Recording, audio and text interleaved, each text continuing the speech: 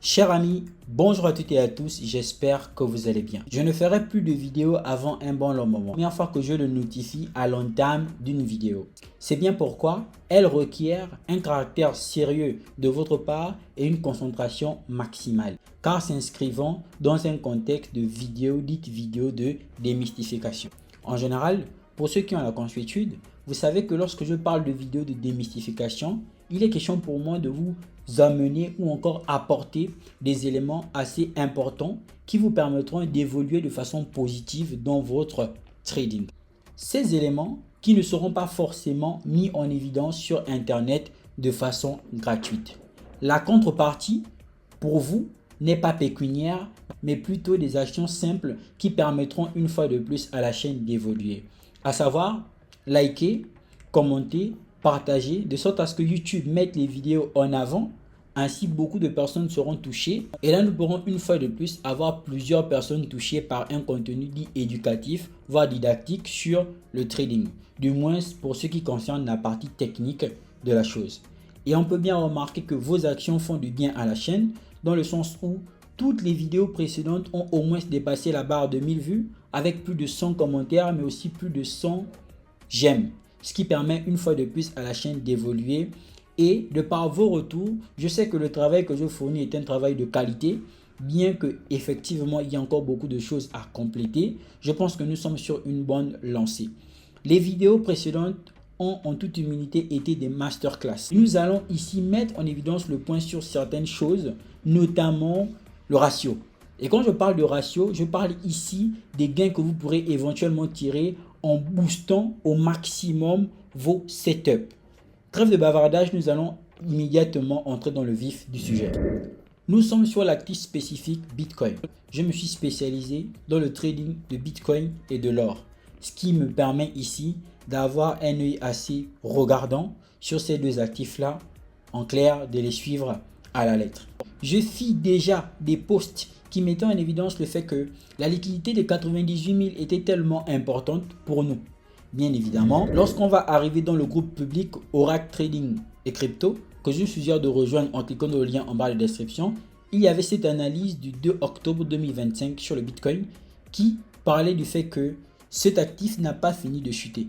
Et que ici, on avait tout simplement cette liquidité de 98 000 qui était importante, mais pas que, car celle de 74 000 aussi pourra éventuellement à long terme attirer notre attention. Lui par le fait que sur un long terme, on pourrait apprécier une belle correction sur le Bitcoin, bien que les maximalistes de bull run ne seraient pas éventuellement d'accord avec moi. Mais comme on peut le constater de par cette analyse, la liquidité de 98 100 a déjà été sautée sur le Bitcoin. C'était pour nous remettre dans le contexte, celui selon lequel on est bel et bien sur une belle phase correctionnelle en ce qui concerne le Bitcoin.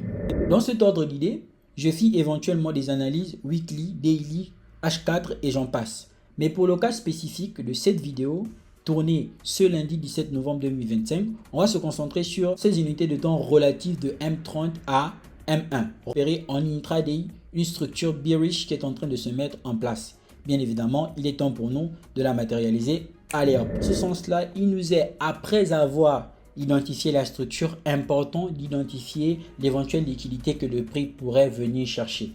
Ici, on peut bien remarquer que nous avons ici comme étant une liquidité très intéressante pour le prix.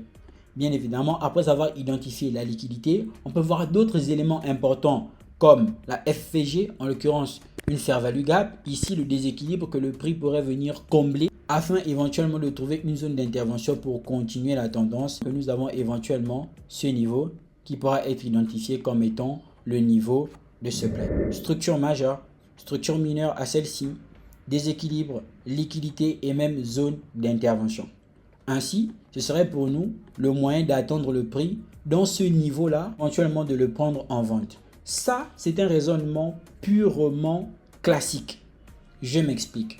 Selon le raisonnement classique, on va éventuellement noter les éléments sans forcément contextualiser ces éléments-là. Ici, par exemple, dans un œil avancé, ce que j'appelle SMC avancé, on va éventuellement regarder les éléments tels quels et les mettre dans un contexte. Autrement dit ici, bien qu'ayant identifié la FVG, pour éviter ainsi d'avoir un trading mécanique, ce que j'aurais tendance à faire dans ce que j'appelle la SMC avancée, c'est essayer de regarder la quintessence dans un contexte.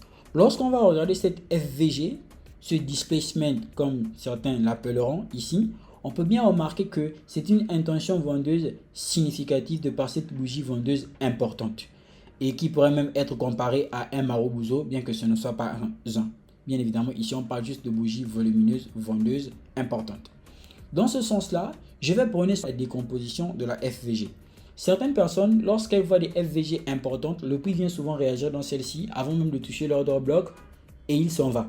Et ne vont pas forcément comprendre pourquoi le prix va réagir dans une FVG. C'est ce qui a permis à ce que les FVG entry banalement.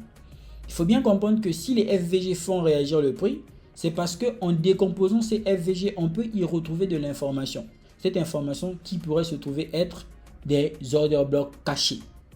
Dans ce sens-là, lorsqu'on va descendre en unité de temps, on va avoir le besoin de décomposer cette FVG car elle est assez significative et on va se rendre compte que par exemple en M20, cette FVG cache un order block que l'on appelle hidden base. Cette hidden base là devrait nous conduire tout de suite à ce qu'on appelle un inside OB. Une fois de plus, pour les personnes qui ne vont pas forcément se retrouver lorsque je parle de hidden base inside OB, je fis une formation complète sur la sélection de zones qui vous apprend tout du début à la fin de A à Z. Et d'ailleurs, il ne reste que 6 places. Et vous comprendrez dans cette vidéo pourquoi la sélection des zones est tout simplement importante. Tous les liens sont en barre de description. Disais-je tantôt que ici, étant confronté à une hidden base, on va tout de suite te permettre d'aller chercher son inside OB. On peut bien remarquer que l'inside OB de l'hidden base de M20 est tout simplement en M5. Et si on retourne en M30, on pourra bien voir que ici, il y a de fortes chances, comme la FVG, encore appelée IPA, renferme un order block, le prix vienne réagir à ce niveau et pas forcément dans l'order block ici valide, donc dans ce OB qui a été identifié préalablement dans un regard classique. Donc là, on vient de rentrer en détail, on vient ici d'aller chercher des éléments qui ne sont pas forcément visibles dans cette unité de temps là où on a repéré les premiers éléments de base, à savoir structure, liquidité et même zone d'intervention. Possibilité. La première étant selon laquelle je vais, lorsque le prix va arriver dans la zone, chercher des entrées, en l'occurrence des confirmations, ou encore tout simplement prôner ce qu'on appelle une entrée directe mais à 50% de l'order block. Et vous allez voir la différence qu'il y a entre le fait d'attendre une confirmation et celui de rentrer directement sur le marché, dans le marché sans confirmation. Bien évidemment, la différence se fera au niveau du ratio. Ce niveau, c'est suffisant pour pouvoir continuer à laisser le prix évoluer. Autre chose au niveau de la structure, parce que je vous ai dit qu'il faut tout contextualiser. Lorsque le prix est venu casser ce niveau lower low qui est ici, en partant de ce lower high, on peut bien constater une chose, on va sortir l'outil boîte de gants, de ce niveau à celui-ci, on peut bien remarquer que après avoir cassé ici, le prix fit d'abord un retracement. Le retracement a été une sorte de renfort pour création supplémentaire de liquidité. Mais il faut bien comprendre quelque chose, c'est que ce niveau, s'il vient à être cassé, on aura ici une sorte d'inversion de tendance. En fait, au regard de la structure de marché, on peut considérer la suite après réaction du prix à ce niveau comme étant une continuation de structure. Bien évidemment, ici, comme étant, une fois de plus, un BMS. Alors, plusieurs personnes ne seront pas forcément d'accord et pourront considérer ici comme étant une expansion de ce BOS qui est là. Oui, l'expansion aurait été plausible s'il n'avait pas fait ce retracement au moins jusque dans les 50%. Là, on rentre dans la pure structure de marché. Donc, ici, ça va me permettre d'avoir des réserves. Le fait pour moi de vouloir démystifier tout ainsi, la FVG, qu'est-ce que ça représente, la structure dans ta liquidité, qu'est-ce que ça représente, ça va me permettre d'avoir des réserves et d'être le plus prudent que possible dans mes différentes interventions. Donc là, on laisse le prix évoluer. Et on peut bien se rendre compte qu'il fit une sorte de double impact à ce niveau. Alors, si on revient en unité de temps inférieure, il faut bien comprendre que la HTF a ceci d'intéressant qu'elle va permettre d'avoir le biais directionnel sur un long terme. Néanmoins, il n'est pas à exclure que rien ne se fait en HTF qui n'ait été prévu en LTF. Et ici en LTF, on peut déjà voir que nous avions un schéma de retournement qui s'est mis en place. Niveau précis, on peut aussi remarquer qu'on a un order block valide qui est ici. Ici, on a tout simplement une liquidité qui est dite liquidité en attente, FVG. Là, je ne prends pas parti. Je suis en train de faire ce qu'on appelle un repérage, une collecte de données. Bien évidemment, ces données seront utilisées dans un contexte bien précis. En M15, par exemple, ici, ça paraît peu significatif, hein, tout ce qui a été matérialisé ou encore noté ici. Mais lorsqu'on était en LTF, en l'occurrence de M5 à M1, vous avez vu à quel point c'était clair, précis. Et ici, on peut bien comprendre que nous nous situons dans la session asiatique du matin. Et là, toujours, on laisse le prix évoluer. C'est ce qui est de l'IDM pour moi. Et bien évidemment, on peut voir que ça a surtout été boosté par le fait qu'il n'y ait pas vraiment eu de prise de liquidité ici. Ok, donc là, on laisse le prix évoluer. Nous avons le prix qui vient d'impacter à la session de Londres notre zone d'intervention, la structure de marché. Donc là, on a un BMS. Ici aussi, on aura un autre BMS. Mais vous avez vu, ce sont des BMS mineurs et pas majeurs. Alors, souvenez-vous, je vous avais dit que ici, on avait la possibilité de faire une entrée par medium line, en l'occurrence, une entrée par 50% ici. C'est-à-dire que si on avait pris cette entrée par 50%, là, on avait déjà la position qui était tout simplement déclenchée. Et on va voir donc quelle mesure ce serait bénéfique ou pas bénéfique au fur et à mesure que la vidéo évolue. Un minor short. Là, maintenant, on rentre dans la confirmation pour pouvoir éventuellement vendre. Monter outre ce changement de caractère ici présent, c'est que on a eu la cassure de ce niveau ici qui était un niveau protégé de la structure précédente. Et donc ici là, on va tout simplement mettre BMS mineur à défaut de mettre confirmation de changement de caractère mineur. Et vous conviendrez avec moi que ici, dans ce niveau précis, on aura éventuellement notre niveau d'entrée qui sera précis tel quel. Pour faire quoi? Pour venir TP un niveau qui a été identifié préalablement. C'est tout simplement ce niveau ici présent. En l'occurrence, cette liquidité qui est là pour la réaction de la zone qui est ici présente. Ou encore ce niveau ici là. Ok. Quand toujours en le suivant, tout en sachant que nous ne sommes toujours que dans la session de London. Et donc à partir d'ici, on voit que le prix évolue toujours de façon intéressante.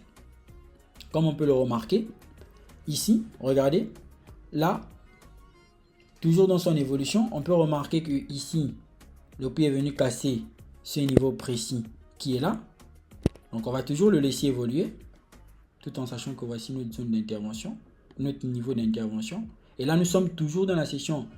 Et là, on peut remarquer que la session londonienne vient de terminer et on vient tout de suite là d'entrer dans la session de New York qui est venue déclencher directement notre setup. Et donc, à partir d'ici, on va laisser le prix évoluer. Et le prix évolue sans nécessairement revenir chercher ce niveau dit niveau de re-entry. Donc, je vais tout simplement mettre OB. Et on va s'assurer que il évolue bien tout en le suivant conformément à la liquidité ici que l'on va éventuellement chercher. On peut bien remarquer que ici, le prix vient réagir dans cette zone pile poil. Et en réagissant dans cette zone, là, il vient de TP pour le RR de 55. Maintenant, la réaction dans la zone ne nous fait pas changer l'équipe qui gagne. Dans ce sens-là, on peut bien remarquer une chose, c'est qu'à partir d'ici, infime puisse-t-elle être, on a une confirmation à faire. C'est que je sais qu'en partant de ce niveau, le futur niveau de TP, il sera où? Il sera éventuellement ici, pour permettre à ce que l'on ait un BOS. Et là, vous avez vu qu'on a un très bon niveau de breaker block qui est ici pour nous permettre un entry. Comme étant au niveau de TP qui est un TP à RR de 41. Et là, on va laisser le prix évoluer. Le prix vient nous déclencher. Ici, on a éventuellement notre niveau qui est minor POS ici présentement. Et là, on va se positionner en M10. Et on peut bien remarquer que le prix est venu TP. Et je vais laisser le prix évoluer pour la suite. Pour voir où est-ce qu'on s'est arrêté. Et on peut voir par la suite que le prix est venu casser ce niveau qui maintenant devient aussi quoi? Inducement. Et donc à partir de là maintenant, est-ce que l'achat est confirmé? Normalement, non. L'achat n'est pas confirmé. Mais vous avez vu qu'avec ces deux seules positions, on est sur un ratio de plus de 90. Et là, c'est ce que je voulais vous montrer dans cette vidéo. Structure, zone d'intervention, liquidité, confirmation. N'oubliez pas que vous avez toujours la possibilité d'acheter la formation sur la sélection de zones. Bon, après, il ne reste que 6 places, effectivement. Elle vient vraiment mettre en évidence tout ce qui est en rapport avec la sélection de zones de façon démystifiée. Et dans ce groupe surprise, je mettais en évidence une chose très intéressante dernièrement, c'est que si votre stratégie de trading est puissante, cramer le compte ne serait qu'une question de temps si votre money management est mauvais. Or, si vous avez un bon money management et que votre stratégie n'est pas aussi puissante, cramer le compte aussi n'est qu'une question de temps. Vous avez vu que donc la rentabilité, c'est une question de combinaison positive entre la bonne stratégie et le money management. Et le cas en évidence que je mets, le cas en exemple que je mettais, c'était tout simplement celui de l'or. Ici, par exemple, j'avais une analyse sur l'or de vente pour venir sauter l'inducement qui est ici. Bien évidemment, le prix, il est venu me stop loss et j'ai perdu sur ce trade 400 $, comme vous le remarquez. Et pourtant, après, parce que ça s'est passé à 1h, 2h du matin. Après, dans la journée, j'ai pu récupérer l'or encore avec un RR de 33. Et si vous faites le calcul pour la même mise, donc dans la nuit, je perds 400 $ et en journée, un gain de 12 800 $. Même mise, même stratégie, même actif. Donc, bien évidemment, je pourrais revenir un jour, si Dieu me le permet, sur ces différentes notions que je viens d'évoquer là, mais il faut être cohérent en tout. Cohérent dans la stratégie et cohérent dans la gestion. Et il y a des personnes qui me demandent souvent que oui, toi tu auras jamais des trades, car tout le monde prend un stop loss sur le marché. Regardez par exemple ce trade, cette vente sur l'or. J'avais bien le setup vendeur, naturellement, et regardez, le prix est venu, il n'a même pas touché ma zone et il a chuté. Et il a bien chuté, il est revenu prendre les 2 semaines que je visais d'abord au départ. Donc c'est pour vous dire que nous, on ne cherche pas à avoir raison sur le marché. Non, il ne faut pas chercher à avoir raison. Il faut seulement appliquer votre plan de façon cohérente. Si vous appliquez votre plan de façon cohérente, le reste, ce n'est qu'une histoire de gestion. Si vous avez misé 100 $ sur un trade, il vous a stop loss, il n'y a pas de problème. Acceptez la perte de 100 $. Ce qui est sûr, c'est que le marché va encore vous donner une autre opportunité et vous allez surfer sur cette opportunité.